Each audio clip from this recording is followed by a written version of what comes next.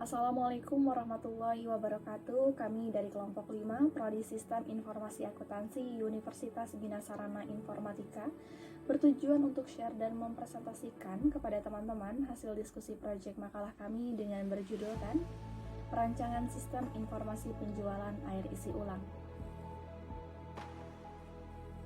Adapun daftar riwayat dari penyusunan makalah ini yaitu Tantri Nur Ashifa dengan NIM 1119602.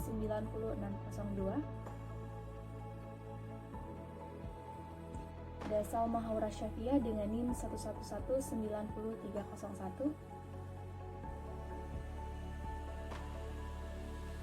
Ada Lina Olivia dengan NIM 1119894.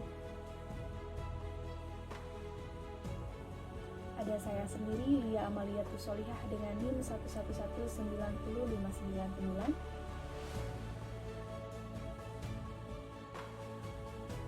Dan yang terakhir ada Hana Nur Azizah sebagai ketua kelompok dengan NIM 111906224. Baik, latar belakang dari pembahasan proyek makalah kami yaitu sebagai makhluk hidup pasti kita membutuhkan adanya air dalam kehidupan sehari-hari. Air merupakan salah satu sumber kehidupan primer yang memiliki banyak sekali manfaat dan fungsinya. Contohnya adalah air minum. Air minum merupakan kebutuhan pokok yang harus dipenuhi sebelum kebutuhan lainnya. Sehubung dengan hal tersebut, perkembangan teknologi di era globalisasi yang kian pesat ini dapat menunjang kegiatan bisnis dalam penjualan isi ulang air minum. Menurut Marom menyatakan bahwa yang dimaksud dengan penjualan ialah menjual barang dagang yang menjadi usaha pokok suatu perusahaan dengan dilakukan secara terus-menerus dan tepat. Perkembangan teknologi dalam kehidupan sehari-hari sangat dibutuhkan karena memberikan efektivitas dan efisiensi dalam mencapai tujuan-tujuan tertentu. Untuk mencapai informasi yang cepat, tepat, dan akurat, membutuhkan adanya proses pengelolaan data secara terkomputerisasi dalam sebuah sistem yang disebut dengan sistem informasi. Contoh perkembangan teknologi dalam kegiatan bisnis ini adalah usaha depot air minum. Depot air minum merupakan suatu usaha pengisian ulang air minum menggunakan galon. Salah satu usaha depot air yang kami kunjungi untuk melakukan observasi adalah CV Samudra Buana Bogor. Usaha ini tergolong dalam usaha menggunakan teknologi, namun dalam pencatatan transaksi penjualannya, usaha ini masih menggunakan metode manual, yaitu pencatatan dalam sebuah buku. Adapun banyak sekali permasalahan yang ditemukan, yakni nota penjualan yang sering hilang ataupun rusak, laporan penjualan bulanan yang tidak sesuai. Penjualan air minum isi ulang pada CV Samudra Buana Bogor merupakan salah satu usaha yang membutuhkan adanya pengelolaan data untuk mempermudah dan memperlancar kinerjanya. Maka penulis memberikan rekomendasi perancangan sistem informasi penjualan yang diharapkan mampu mempermudah dan mengelola data-data yang diperlukan. Oleh karena itu, penulis mengambil judul Perancangan Sistem Informasi Penjualan Air Isi Ulang. Baik, ruang lingkup mengingat luasnya permasalahan yang ada dalam sistem penjualan, maka dengan ini penulis membatasi ruang lingkup hanya pada sistem penjualan tunai. Maka ruang lingkup pembahasan meliputi proses pemesanan barang, proses pengiriman barang, proses pembayaran, dan proses pembuatan laporan penjualan bulanan. Baik, landasan teori konsep dasar sistem. Pengertian sistem menurut Wijayanto, yang dimana sekelompok unsur yang erat hubungannya satu dengan yang lainnya, yang berfungsi bersama-sama untuk mencapai tujuan tertentu. Karakteristik sistem menurut Sutabri, ada komponen sistem, ada batasan sistem, ada lingkungan luar sistem, ada penghubung sistem, masukan sistem, keluaran sistem, pengelolaan sistem, dan sasaran sistem. Lalu untuk klasifikasi sistem menurut Kutahayan, sistem abstrak dan sistem fisik, sistem alamiah dan sistem buatan manusia, ada sistem tertentu dan sistem tidak tertentu, ada penghubung sistem, dan yang terakhir ada sistem terbuka dan sistem tertutup. Pengertian SDLC menurut Rosa dan Salahuddin, Model SDLC air terjun atau waterfall sering juga disebut model sekuensial linear atau alur hidup klasik. Model air terjun menyediakan pendekatan alur hidup perangkat lunak secara sekuensial atau terurut, dimulai dengan analisa desain, pengodean, pengujian, dan tahap pendukung atau support. Baik, itu saja yang bisa saya sampaikan. Kurang lebihnya mohon maaf, materi selanjutnya akan disampaikan oleh Hana. Terima kasih. Saya Hana Nuraziza dengan NIM 11190624. Berikutnya adalah landasan teori konsep dasar program. Yang pertama adalah pengertian program, di mana program merupakan sebuah elemen inti untuk kinerja suatu perangkat. Program inilah yang akan memproses perintah yang diberikan oleh user agar dapat dikelola oleh perangkat atau device. Program ini juga dibuat oleh manusia. Nah, orang yang membuat program ini disebut dengan programmer. Pengertian program ini menurut Wijayanti dan Harvard 2016. Yang kedua adalah struktur program. Menurut Maulana et al. 2017, struktur program ini merupakan gambaran dari sebuah rangkaian modul-modul program yang saling terkait satu sama lain yang terlihat dalam proses pengolahan data. Nah, menurut Maulana et al. 2017 ini juga, struktur program terdiri dari sekuensial atau runtunan, struktur seleksi, dan struktur perulangan. Untuk struktur sekuensial atau runtunan, langkah-langkah yang dilakukan dalam algoritma diproses secara berurutan, di mana mulai dari langkah pertama, kedua, dan seterusnya. Pada dasarnya, suatu program memang menjalankan suatu proses dari dasar. Jadi yang kedua adalah struktur seleksi. Struktur seleksi ini menyatakan pemilihan langkah yang didasarkan oleh suatu kondisi atau pengambilan suatu keputusan. Biasanya untuk struktur seleksi ini digambarkan dalam flowchart, itu adalah decision. Yang ketiga adalah struktur perulangan. Untuk struktur perulangan ini memberikan suatu perintah atau tindakan yang dilakukan beberapa kali. Selanjutnya adalah landasan teori peralatan pendukung. Yang pertama adalah pengertian UML. Menurut Ade Hendini dalam Siragar 2018 menyatakan bahwa UML atau Unified Modeling Language adalah bahasa spesifikasi standar yang dipergunakan untuk mendokumentasikan, menspesifikasikan, dan membangun perangkat lunak. Nah, menurut Ade Hendini juga dalam UML diagram itu seperti diagram class diagram, sequence diagram, activity diagram, lalu ada diagram komponen, ada collaboration, terus ada use case, dan ada juga deployment. Nah, selanjutnya adalah pengertian activity diagram. Menurut Rosa dan Salahuddin dalam Priyatno dan Koordinasi 2018 menyampaikan bahwa diagram aktivitas atau activity diagram menggambarkan workflow atau aliran kerja atau aktivitas dari sebuah sistem atau proses bisnis atau menu yang ada pada perangkat lunak. Selanjutnya masih dengan peralatan pendukung, pengertian use case diagram. Untuk use case diagram menurut Ayu dan Permatasari 2018, use case diagram merupakan diagram yang harus dibuat pertama kali saat pemodelan perangkat lunak berorientasi objek dilakukan. Nah, use case diagram ini adalah salah satu jenis diagram pada UML, yang menggambarkan interaksi antara sistem dan aktor. Use case diagram ini juga dapat mendeskripsikan tipe interaksi antara si pemakai sistem dengan sistemnya. Selanjutnya terdapat pengertian class diagram. Menurut Hendini dalam Siragar 2018, diagram kelas atau class diagram merupakan hubungan antar kelas dan penjelasan detail tiap-tiap kelas di dalam model desain dari suatu sistem, juga memperlihatkan aturan-aturan dan tanggung jawab entitas yang menentukan perilaku sistem. Selanjutnya adalah pengertian sequence diagram. Sequence diagram digunakan untuk menggambarkan perilaku pada sebuah skenario. Diagram ini menunjukkan jumlah contoh objek dan message atau pesan yang diletakkan di antara objek-objek di dalam use case. Ini menurut Nasril dan Saputra 2016. Selanjutnya, deployment diagram. Menurut Nasril dan Saputra 2016, berpendapat bahwa deployment diagram adalah diagram yang menunjukkan tata letak sebuah sistem secara fisik, menampakkan bagian software yang berjalan pada bagian hardware. Hal ini termasuk persoalan layout dan lokasi komponen dalam jaringannya. Pengertian ERD.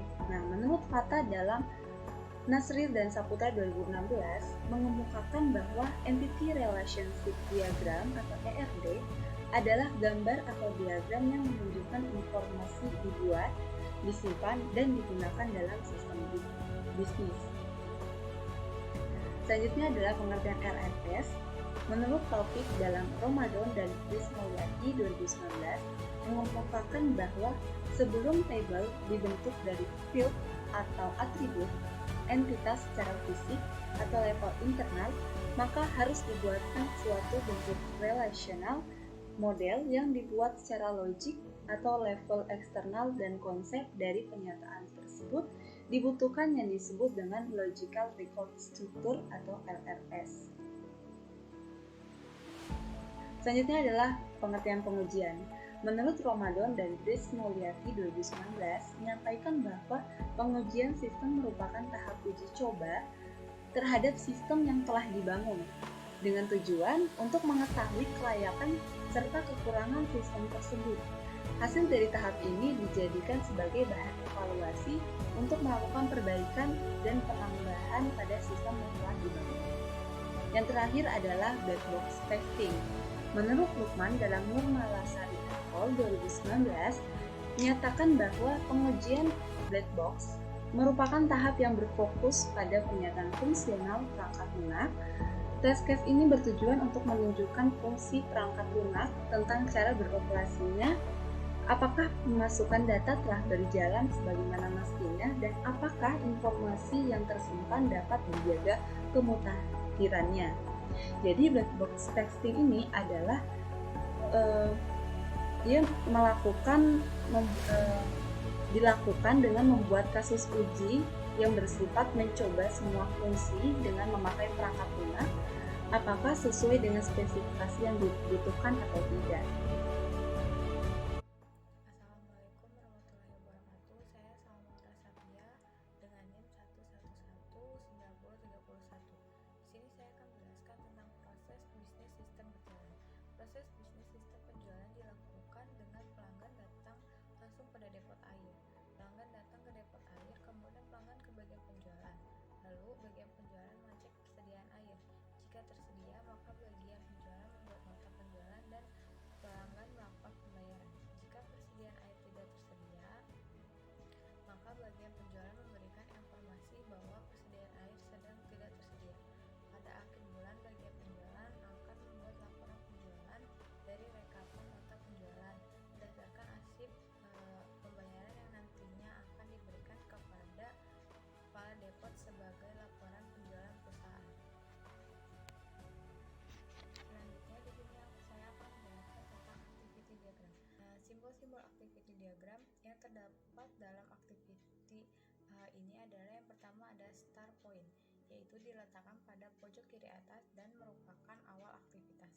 Yang kedua ada end point, yaitu akhir aktivitas. Yang ketiga aktivis, yaitu menggambarkan suatu proses atau kegiatan bisnis. Yang keempat ada fork atau percabangan, digunakan untuk menunjuk kegiatan yang dilakukan secara paralel atau untuk menggabungkan dua kegiatan paralel menjadi satu.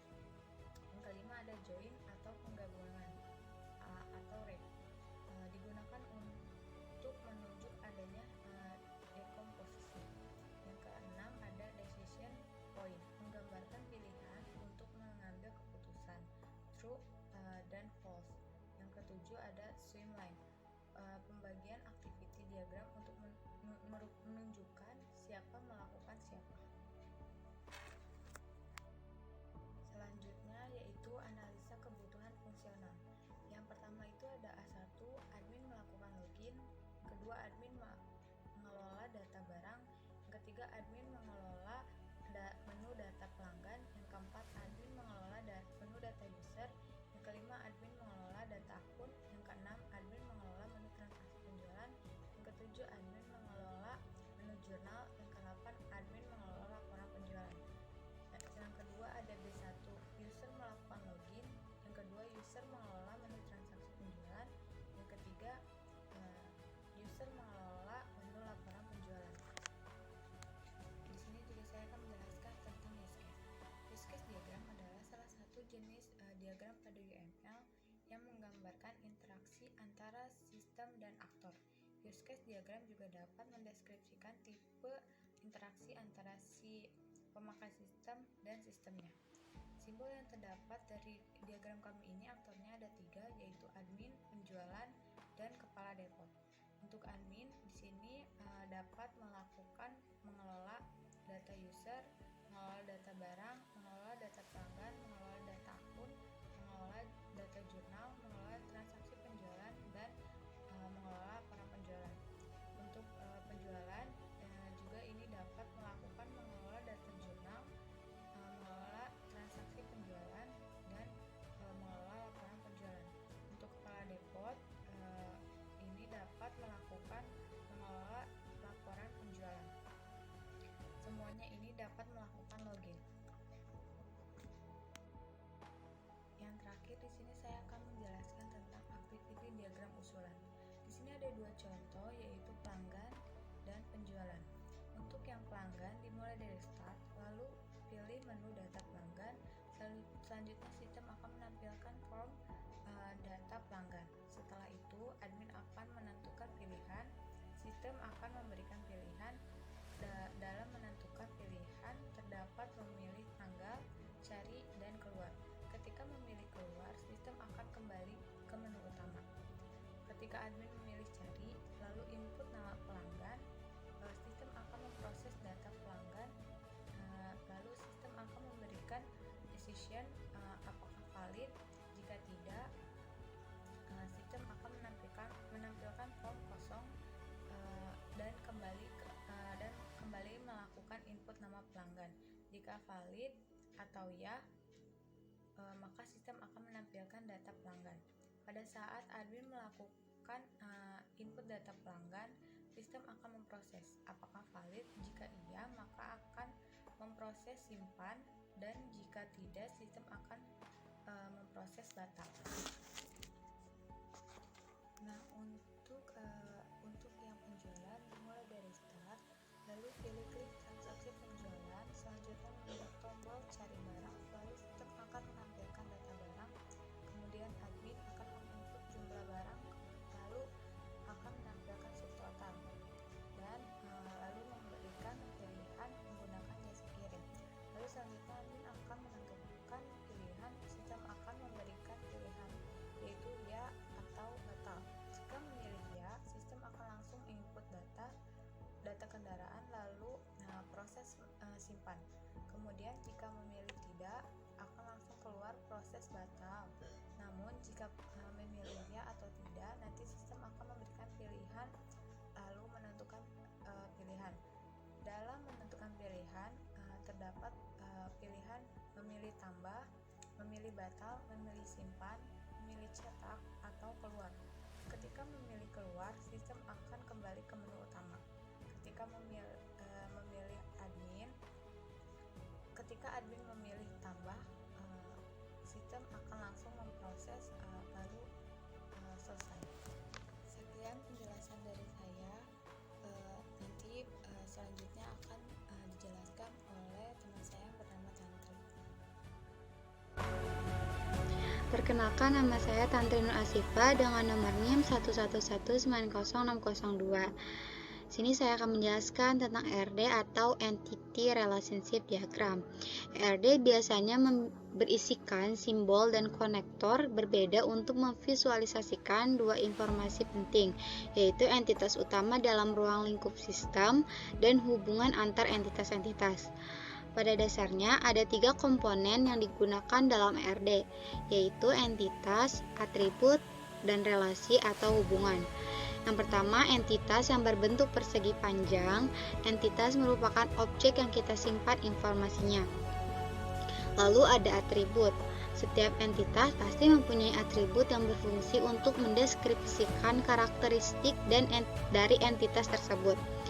Atribut memiliki jenisnya lagi, yaitu atribut key, atribut simple, atribut multivalue, atribut komposit, dan atribut derivatif. Lalu ada relasi. Relasi menunjukkan bagaimana dua entitas berbagi informasi dalam database.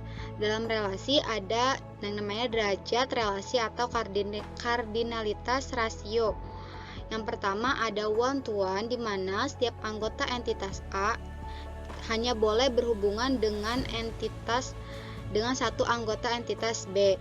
Begitupun sebaliknya. Lalu ada one-to-many, setiap anggota entitas A dapat berhubungan dengan lebih dari satu anggota B, tetapi tidak sebaliknya.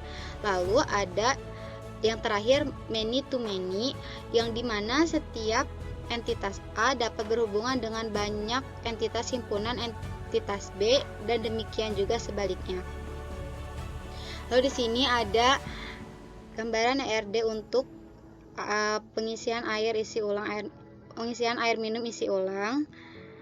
ERD-nya pertama, pelanggan melakukan pemesanan, lalu dalam pemesanan memiliki pembayaran, dan saat melakukan pembayaran dibuatkan jurnal. Lalu di dalam jurnal berisikan detail jurnal, dan detail jurnal memiliki akun. Lalu di pemesanan juga memiliki detail pemesanan, lalu pada detail pemesanan mempunyai barang, dan barang akan diberikan kepada pelanggan lagi. Lalu selanjutnya ada Logical Record Structure atau LRS. Biasanya LRS terbentuk karena adanya transformasi dari ERD ke RLS, yang merupakan suatu kegiatan untuk membentuk data-data dari diagram hubungan entitas ke suatu LRS. Sini ada contoh LRS untuk pengisian air minum isi ulang. Sini ada pelanggan yang berisikan ID pelanggan, nama pelanggan, alamat, dan nomor telepon. Lalu ada pemesanan yang berisikan nomor pesan, ID pelanggan, tanggal, dan total. Ada pembayaran juga yang berisikan no bayar, no pesan, tanggal bayar, nama barang, dan subtotal, dan seterusnya. Lalu selanjutnya ada kelas diagram. Di dalam kelas diagram terdapat beberapa simbol, yaitu yang pertama ada simbol kelas yang berisikan kelas, atribut, dan operasinya. Lalu ada interface, association, directed association atau asosiasi berarah, lalu ada dependency dan aggregation. Sini ada contoh untuk kelas diagram kelompok kami.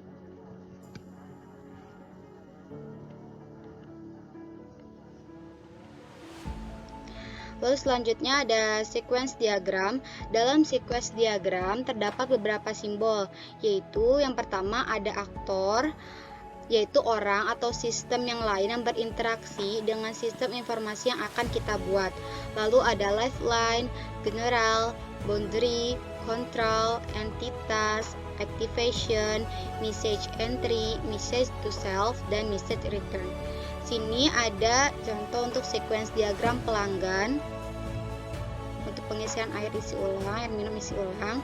Lalu ada juga sequence diagram transaksi untuk penjualan. Saya Lina Olivia dengan NIM 111900894 ingin melanjutkan materi dari teman saya.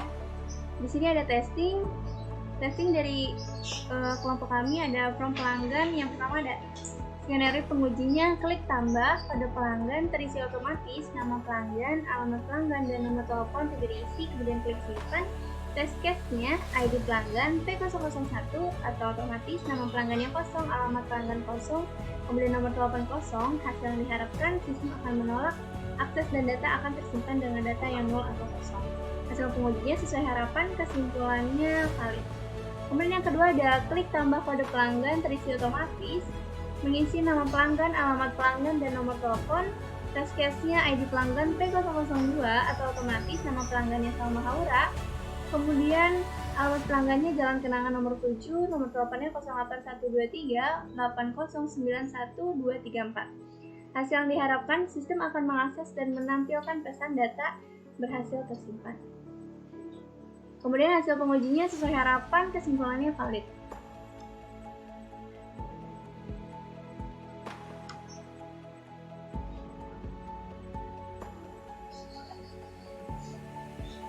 Kemudian ada form transaksi penjualan. Skenario pengujinya yang pertama, klik tambah salah satu kode transaksi, kemudian kode pelanggan, tanggal transaksi, jumlah pesan, total dan subtotal tidak diisi, kemudian klik simpan. Test case-nya kode transaksi T001 atau otomatis, kode pelanggannya P001, tanggal transaksi diisi, jumlah pesan kosong, total kosong, subtotal kosong. Maka hasil yang diharapkan, sistem akan menolak akses dan data tersimpan dengan data yang nol atau kosong. Hasil pengujinya sesuai harapan, kesimpulannya valid. Kemudian yang kedua, klik tambah mengisi kode transaksi, kode pelanggan, tanggal transaksi, jumlah pesan, total, dan subtotal, kemudian klik simpan. Test case-nya kode transaksi T001 atau otomatis, kode pelanggannya P001, tanggal transaksinya diisi, jumlah pesannya diisi, total diisi, subtotal diisi, maka hasil yang diharapkan, sistem akan mengakses hingga tampil pesan data berhasil tersimpan. Hasil pengujinya sesuai harapan, kesimpulannya valid.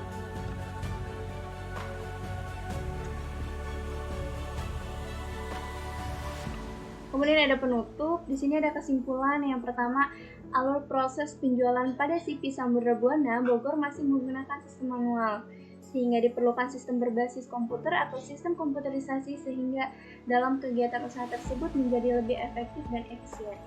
Kemudian yang kedua, dampak dari sistem manual adalah kemungkinannya kerusakan pada nota penjualan serta ketidaksesuaian pencatatan laporan dengan nota.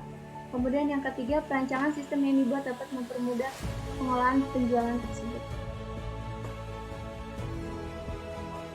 Kemudian ada saran, yang pertama, penggunaan password dalam hal ini sangat dianjurkan untuk keamanan sistem. Kemudian yang kedua, perlu dilakukan pemeliharaan dan perawatan secara berkala terhadap software dan hardware serta perlengkapan komputer lainnya guna mencegah kerusakan sistem.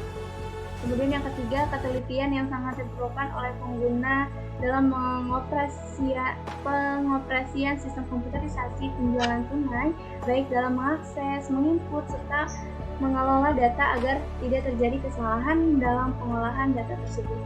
Kemudian yang keempat, terlebih dahulu mengadakan pelatihan dalam pengolahan sistem terkomputerisasi agar pengguna dapat mengoperasikan dengan baik dan benar.